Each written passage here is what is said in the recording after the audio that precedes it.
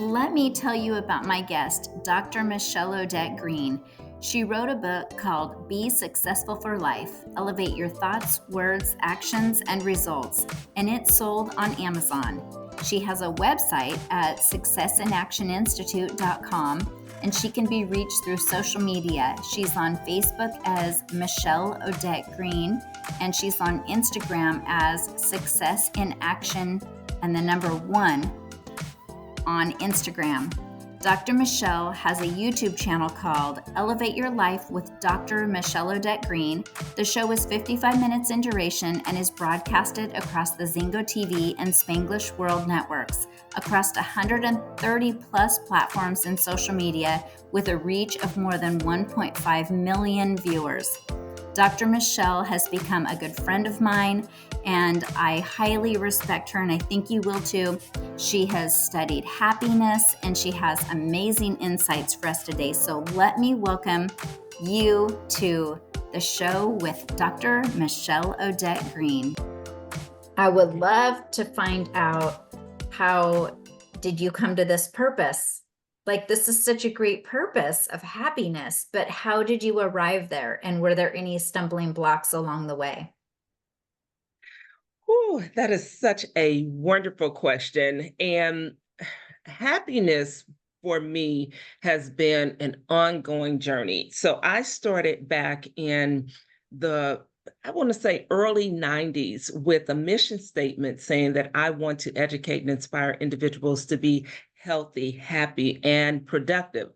And the happiness part was always fleeting for me. And I'm like, okay, people say that, happiness is not really a thing. You got to find joy. And how do you maintain happiness? And so I really have been on a quest for years to really try to find out what would it take to teach a person to literally be happy from the inside out. And it's not based on external things.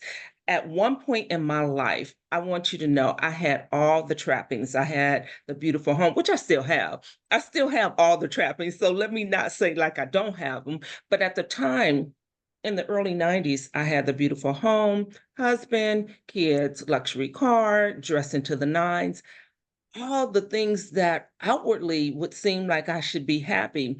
And I would go to my husband at that time and I would tell him, something's missing, something's wrong, I'm not happy. And he would always remind me, well, look at the beautiful home we live in. You drive a Mercedes, you got the kids, the clothes. I'm like, but that's not it. That's just not it, right? And so I was miserable. I was miserable in the inside. And one day, I left my job on my lunch break, and my parents lived not too far from my job.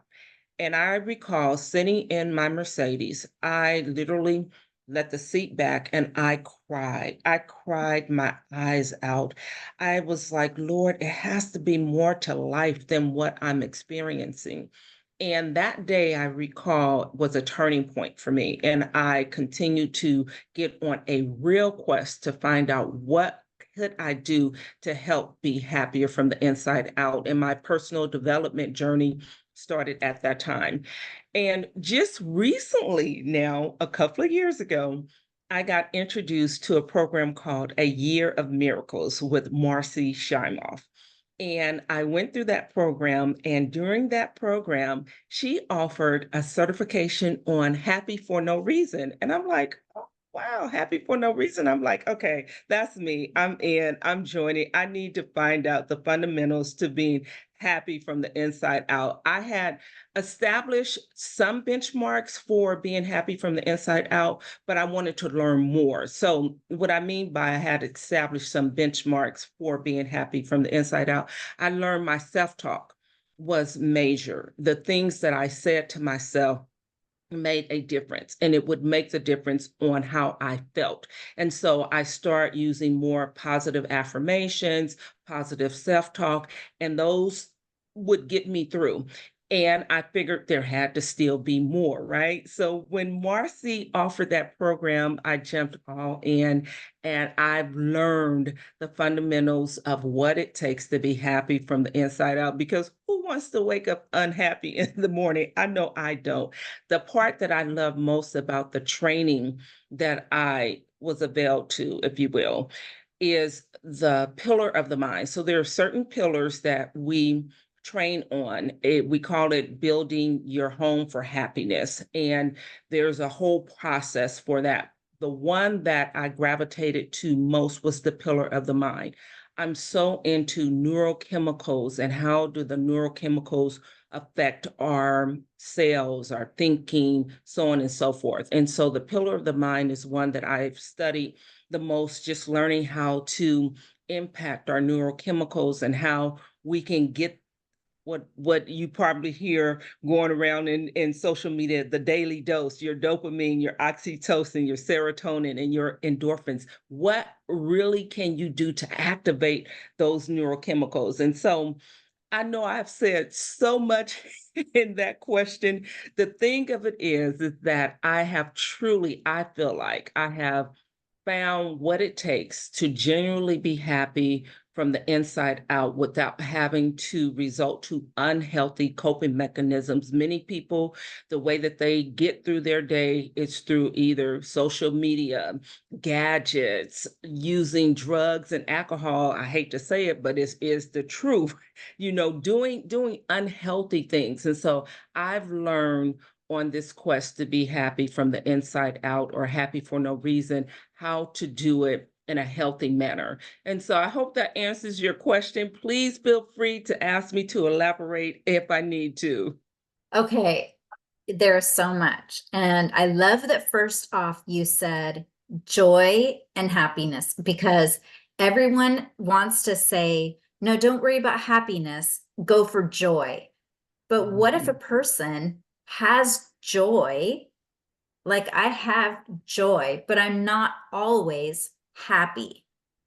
And I want to know Yes. your perspective on that, because I want to do a happiness course, because I think people have joy in their heart, but they're not Mhm. happy.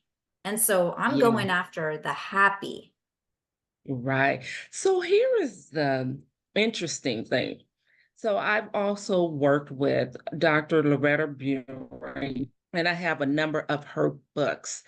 And she reminds us that happiness is not our natural state, where you may have heard people say happiness should be your natural state. But the way that she likes to frame it, and I've really bought into her belief, I truly believe this, that we are not meant to be happy all the time. So we have to learn the techniques to make ourselves happy. And she outlined in one of her books some things that we can do on a daily basis to actually help us to be happier. Because when we evolve, let's go back to evolution per se, is that we've been wired to look for things or be suspect in our environment. So we're more prone to the negative and to look at the negative opposed to the positive. And scientists have really proven this. So I do rely on the neuroscience behind this, is that we have about 60 to 70,000 thoughts a day, 60,000 to 70,000 thoughts a day. And of those thoughts, about 95% of those thoughts are about stuff that happened yesterday, the day before, or anywhere between. Let me just say it this way, because I don't have it committed to memory, but I will tell you this: 80 to 95% of our thoughts are negative, or they're reoccurring thoughts from the day before. And so we are really ruled by our subconscious mind, as most people understand.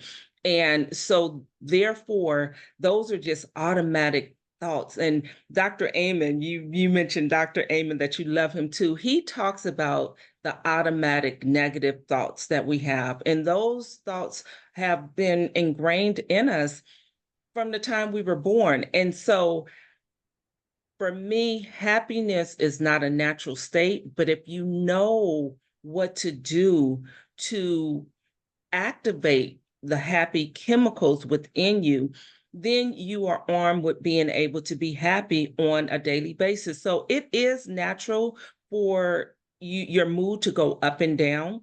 And so once a person understands, okay, it's natural for me to feel down at times, it's natural for me to feel unhappy. But now, since I understand that's just a natural mechanism of who we are, then you're able to do something about it. That's that self-awareness. And so just as an example, I actually came up with my own list for for a few things in terms of when you feel yourself not being happy, there are things that you can quickly do to change your mindset. Oh, how we function as human beings really is how we think is really how we feel, and how we feel causes us to do things, and based on what we do is what we end up having. And so if you feel yourself feeling unhappy, it's changing that state. You can get up and start moving around, get that energy going, get that blood pumping, and that can change your state of mind instantly. You can put on some music. Music can increase, I'm talking about upbeat music, can Yeah. increase your happiness rapidly. So there are things you can do quickly to turn that around when you feel yourself not being so happy, if you will. That's the best way I know how to say that. But the bottom line to that question is being happy is not truly, based on my research and my understanding and my collaboration with other people, it's not a natural state. There is a happiness set point that we all have.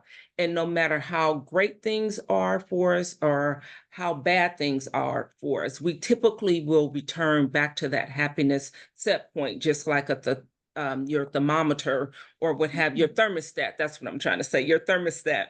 So Okay. as far as that happiness set point is concerned, yes, okay, so 50% is genetic, 10% circumstances, and 40% is your habits of thoughts and behavior. So I'll repeat that one more Wow. time.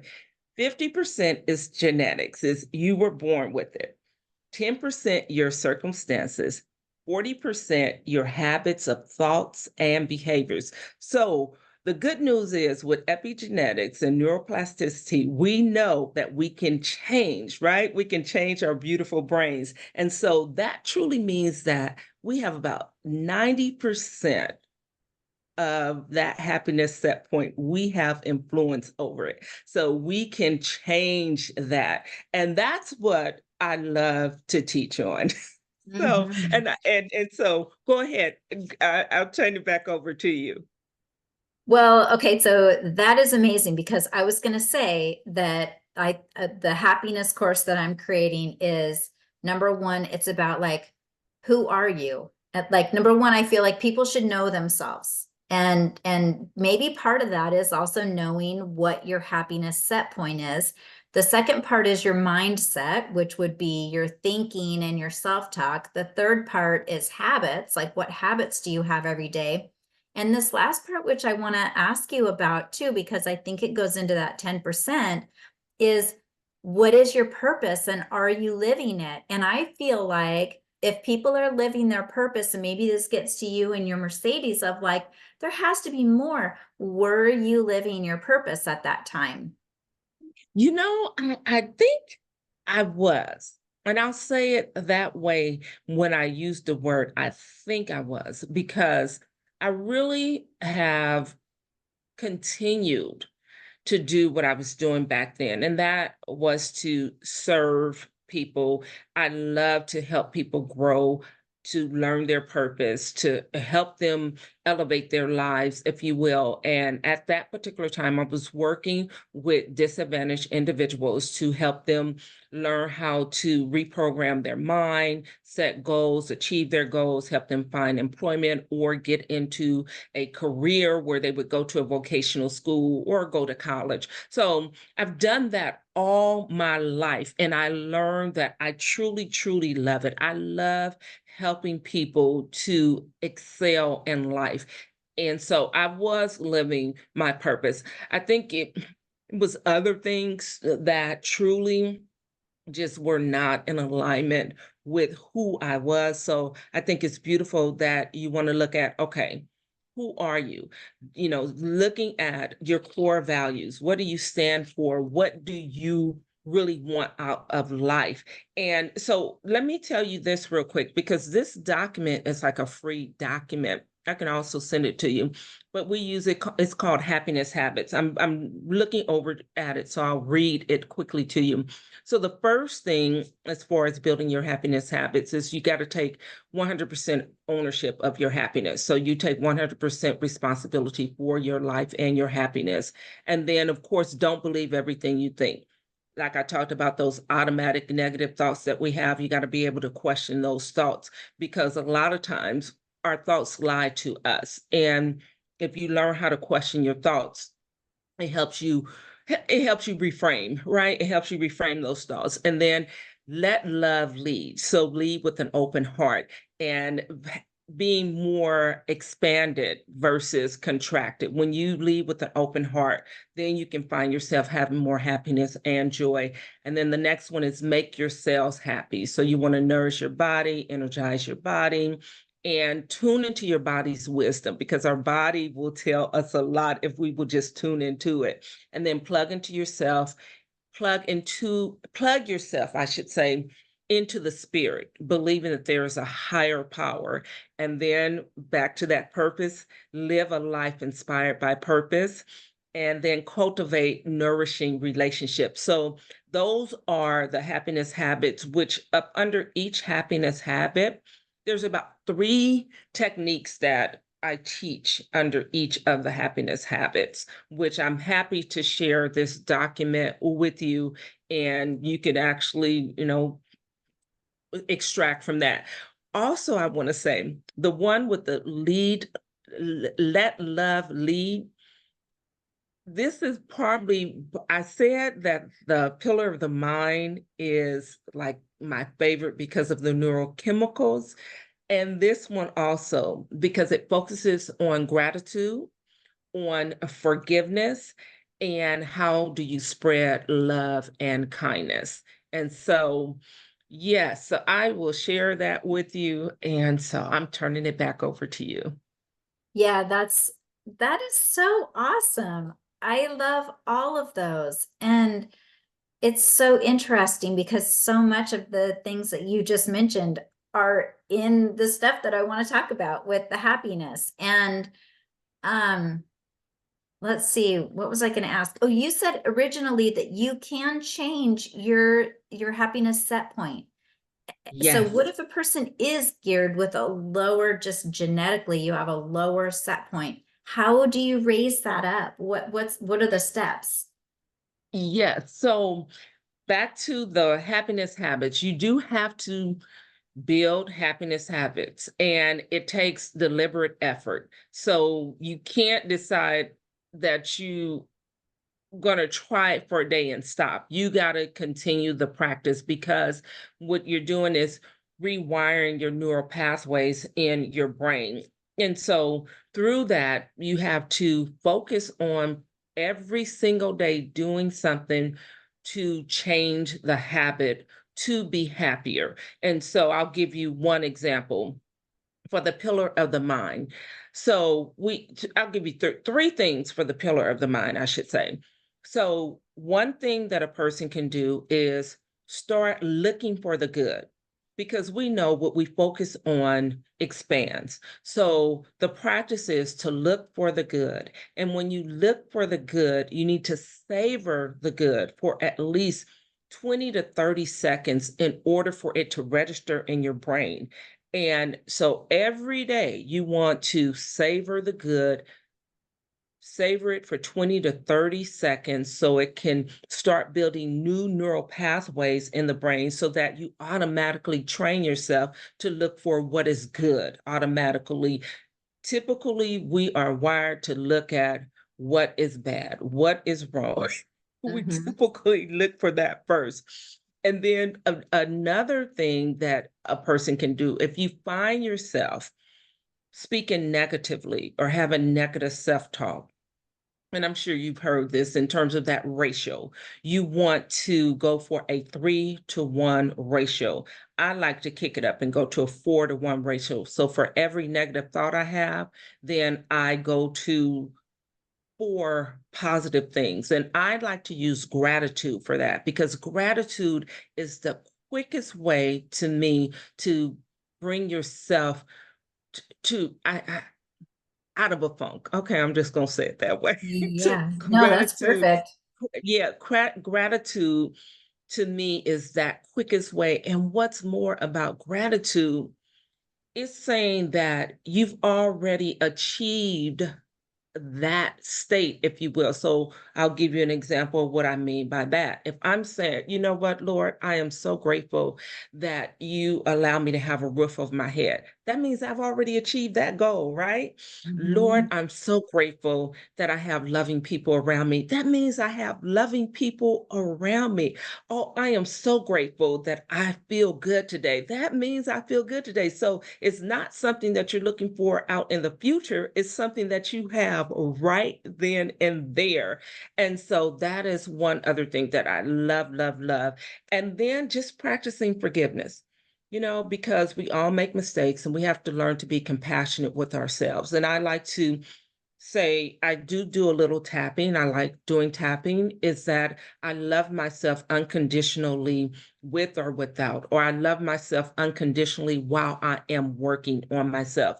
And so Mhm. if we can embrace flaws and all, who we are, and know that we're on a course to improve our life, those are methods that can help you to start raising that happiness set point. And so there are many other things you can do. Diet to me plays a big role too. You got to look at, what are you putting in your body? How is that Mhm. affecting your mind, your cells? And I'm going to also use this last one, self-talk. Self-talk is to me, self-talk is like the best thing. We talk to ourselves all the time, right? So Yeah. we might as well talk to ourselves lovingly. I do a Mhm. mirror exercise where I go in the mirror and I say, "Oh, Michelle, I love you. You are love. You are loving and you're lovable." And I do this little gesture with it because it's havening. And what that's Mhm. doing is that's activating oxytocin throughout your body. And for women, oxytocin is a big thing because oxytocin is a quick way to lessen cortisol, adrenaline, all of that in the body. So for women, we need to go for oxytocin first. And if you find yourself really having a hard time, do something loving towards yourself. And that is the quickest antidote to overcome those harmful chemical. It's not necessarily that they're harmful, but they can be harmful if you're operating in that cortisol, adrenaline, functioning Sure. in that level all the time, if you will. That's the best way I know how to communicate that. So those are a few ways that you can learn to start raising that happiness set point. I love that. Oh, I love you, Jennifer. Yes, I think yes, everyone should do yes. that. Like everyone should do that. Just take a second and be like, oh, like even just like thank your body. Like, thank you, body, for supporting me today. And Absolutely. So yeah. good. Now, okay, so you talked about tapping. And can you talk about that for people who don't know what that is and just give a little bit more explanation and how could we utilize that for happiness? And so it's just it's emotional freedom technique. Really, that's what the EFT stands for. And you're tapping on different pressure points in your body.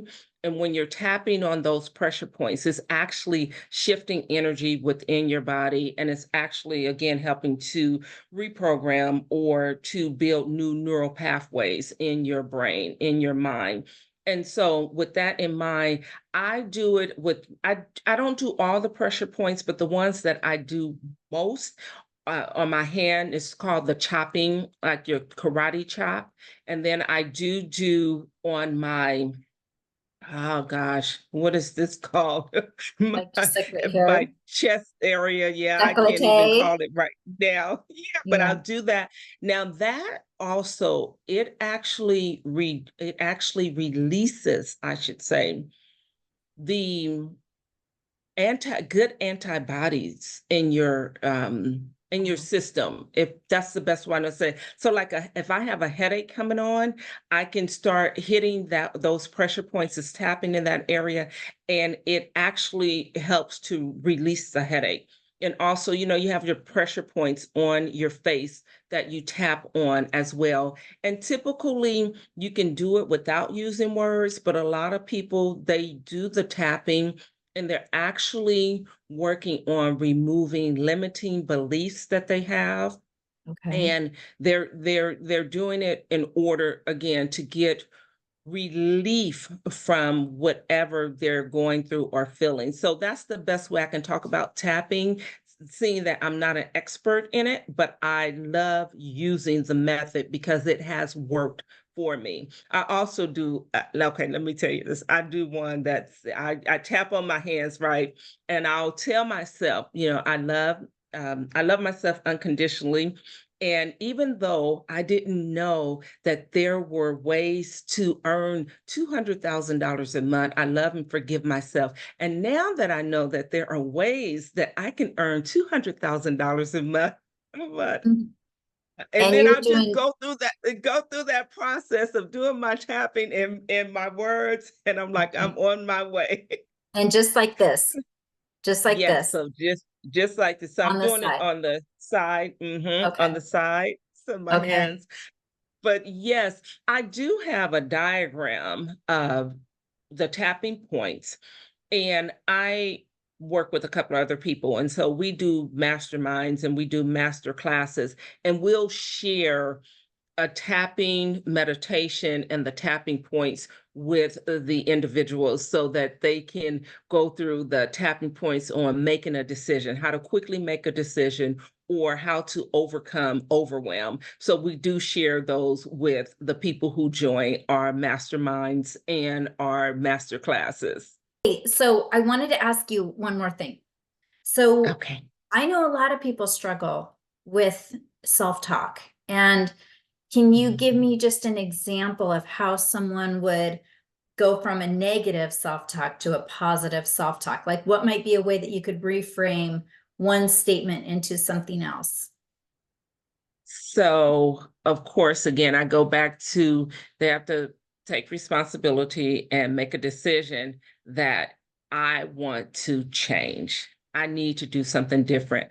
Now, I use actually post-it notes to remind myself of the positive things that I want to happen in my life. So I have actually posted notes around different places of my home, in my bathroom, on my bathroom mirror, I should say. I have posted notes there reminding me Mhm. uh, to say certain things. And so I say those things, and it comes down to my affirmations.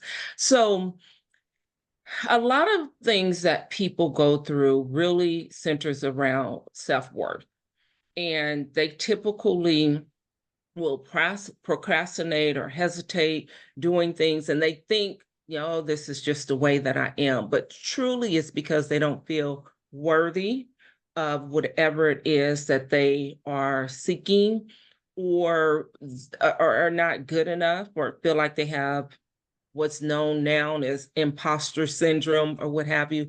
So if a person is really procrastinating, they need to look at, okay, why am I procrastinating? Am I not doing the thing because it's going to cause me to have to put myself out there, and now I don't think that I'm really good enough? So once you become aware of what's really going on, then you can start reframing those thoughts.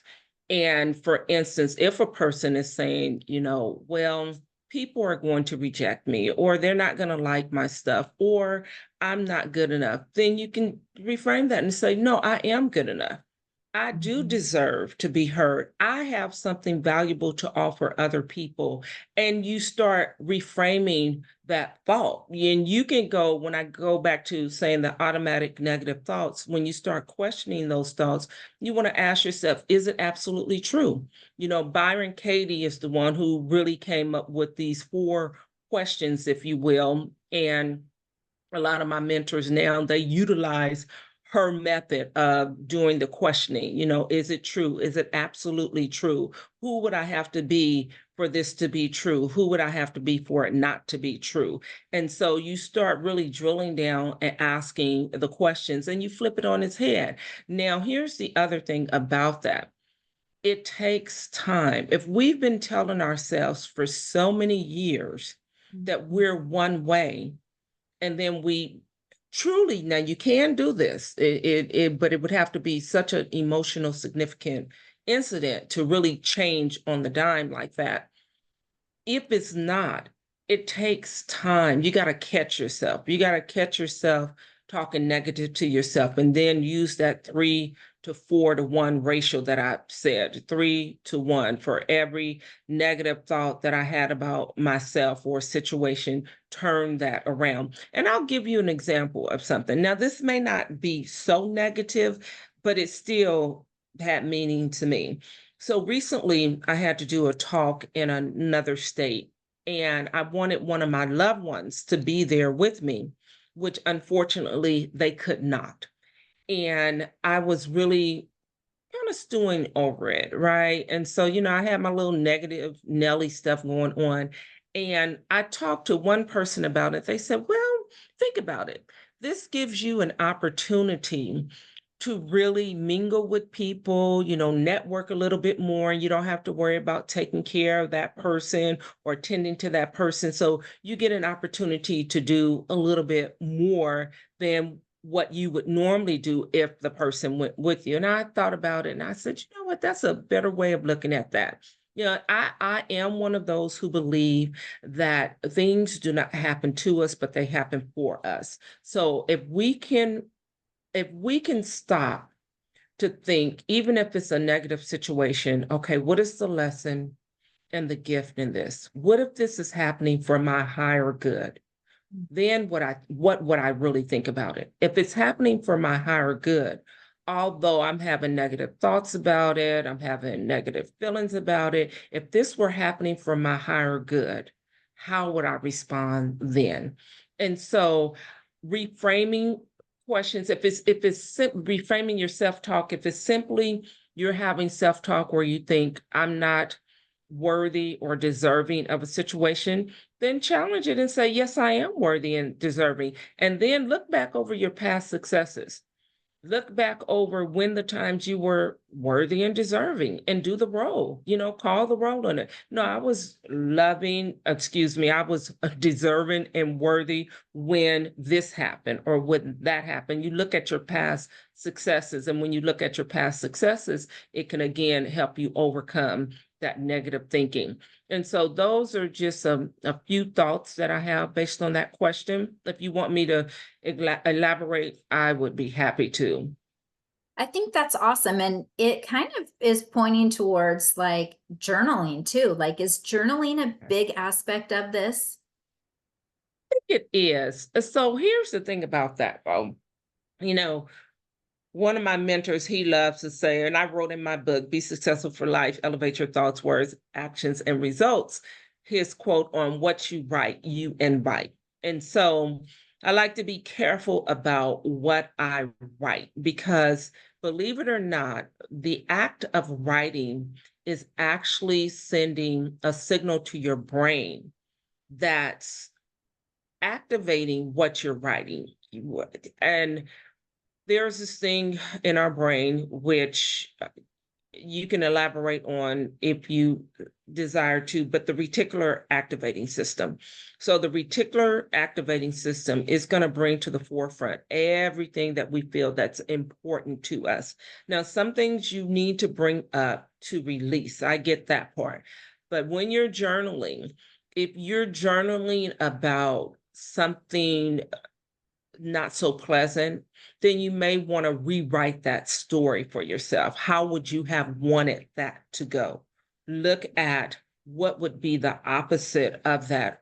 Or if you don't want to do that, once you write it down, take it and burn it up, tear it up, throw it away, or what have you, so that you can say you are releasing that as a method of releasing that negativity. So when I journal, I really like to journal about things that I'm grateful for, things I'm looking to accomplish, things that I'm doing. Now, I do want to say this.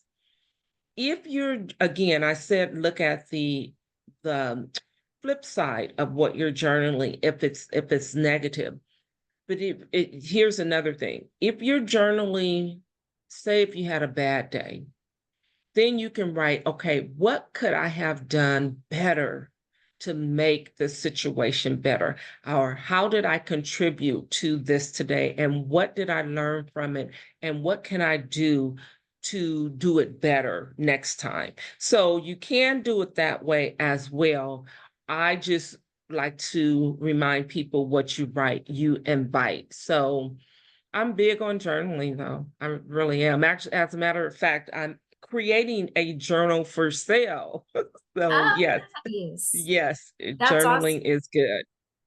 I love the way that you articulated all of the different things about writing things down, because that resonated with me about just not wanting to put the negative down. Because then another thing too is that, if you're ever scrolling back through, you're reminded of your failures or the things that didn't work out. But it's like, well, that's not Mhm. going to help your happiness at all to live something that you forgot about that was in your journal. Exactly. So Exactly. I like the idea of even the journal being an optimism place, not a pessimism place. So Hmm. that is amazing too. Now, when you were talking about the ants, the automatic negative thoughts, and let's say you have one, and then you have a 4-to-1 ratio, do you do it instantly, or do you do it with your gratitude journal at the end of the day? Typically, I do it instantly Okay. because you're working to, because if the negative thoughts can actually activate cortisol within your body. And when Okay. that cortisol is activated, it really takes time to metabolize the cortisol for it to get out of your body. So the quicker you default to the positive statements, then that starts the process of releasing that cortisol even that fast, even quicker. Because if you wait and then you keep piling on stuff and that cortisol continues to be activated in your body, that's where people have medical issues because they're operating in that cortisol zone, if you will. That's the best way I know how to say that. So you want to do it immediately. But here's the thing about that. We have to learn how to condition ourselves when things are not happening. So like one young lady came to me yesterday, and this is what I teach people, is that you, when I say one young lady came to me, let me back up. She was really having a challenge, and I had never talked to her specifically about this, but she was saying how she has been more reactive. And so I was explaining to her that you must precondition yourself before situations hit you so that you can default to your better behaviors. So I gave her a technique on how to condition herself, and you got to practice it over time. You don't just do it one time and then it's ingrained in you and you can default to that better behavior. But I was showing her what she needed to do to practice getting that into her system, getting it at the cellular level so that when she's hit with situations or similar situations, that she had, that she explained to me, that she can automatically default to the better behaviors. Just like we have those automatic negative thoughts, Mm-hmm. we have to learn how to challenge them immediately, because if you don't, then you're actually still operating from that mindset, and that's how you get triggered and you're going off on people, saying things that you don't really mean, feeling Yeah. agitated, ruminating over stuff that's probably in the next day won't mean anything. You get caught up in your Mhm. head if you don't challenge it. And so I do teach people how to precondition themselves so that they can default to their better behaviors when they find themselves in unresourceful situations. I like that because then you're being proactive instead of reactive and having to clean up the Abs- cortisol. Absolutely. Absolutely. So well said. Oh, wow, that is so cool. Okay, so my last question is because I love helping people find their purpose, and Les Brown has a statement where he says if all of the people in the world would live their purpose that God, made them for, the world would be such a different place. But it turns out like there's a lot of songs that were never written, books that were never, all the saying. Are you familiar with that saying too? Yes, yes. Okay, I love Les Brown. Anyways, okay, so if I was to ask you to sum up for the people listening, like what was God thinking when he made Michelle? What were you put on this earth to do to make a difference in the world? First, to love people. He put me on this earth to really be a loving, giving, kind individual. And he put me on this earth also to have me to help people to find that light within themselves.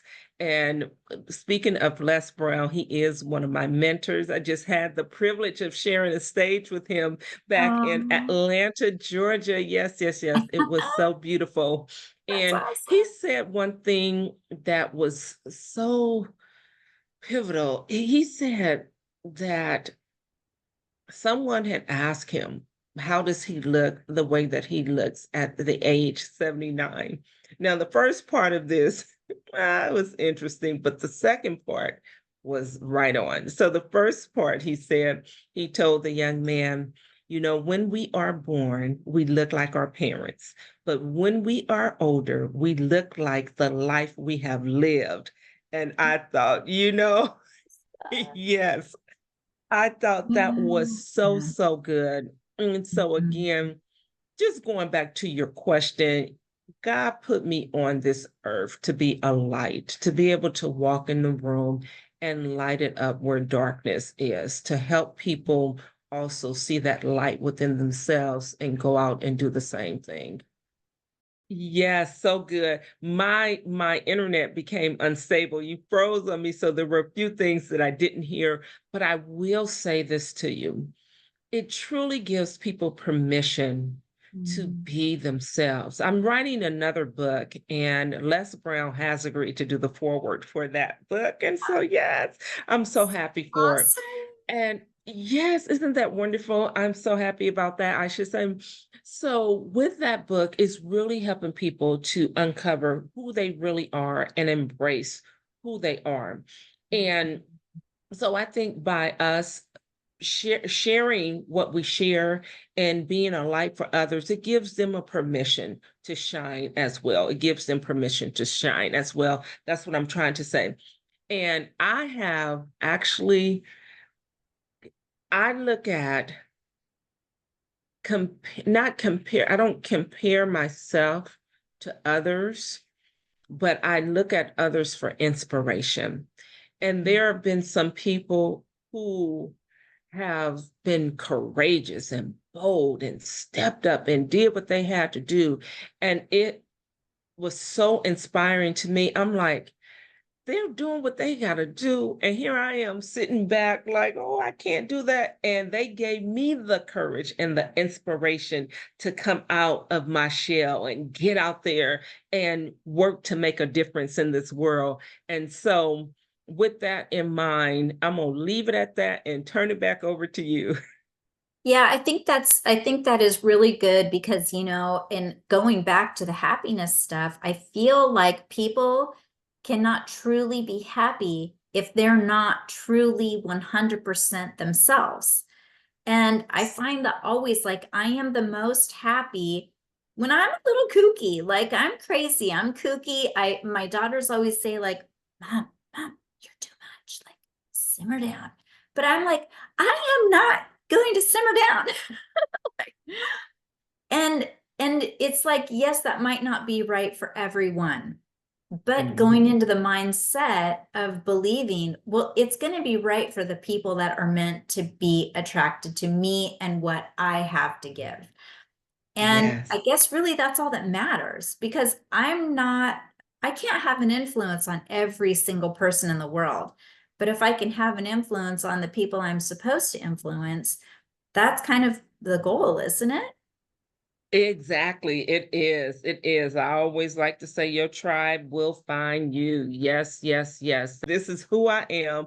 I'm going to keep being me because being your authentic self, I know that's a word that's been thrown around a whole lot here lately, but truly being our authentic self, that will make you genuinely happy because you're actually not putting on any mask, any airs for people, and so just being your authentic self to me truly can help you to be happier. Yeah. Yep. Okay, so now tell people how can they find you and what books have you written, and let's hear about more about how to stay in touch with you. Yes. So I wrote a book called Be Successful for Life. Be successful for life. Elevate your thoughts, words, actions, and results. It's sold on Amazon. And I have a website, successinactioninstitute.com. That again is successinactioninstitute.com. I can be reached through my website and then through social media. I'm on Facebook as Michelle Odette Green. I am on Instagram as Dr. Michelle Odette. I am on LinkedIn, but my presence there is not big. I'm working on my LinkedIn profile, so I can still be reached there. And then I'm on YouTube. I have a YouTube channel is Success in Action as well. And I do host a TV show, which is aired on zingotv.com. That is a streaming app that you would have to download. And I air on Saturdays at 10 a.m. Pacific Standard Time every Saturday. And that show is called Elevate Your Life with Dr. Michelle Odette Green.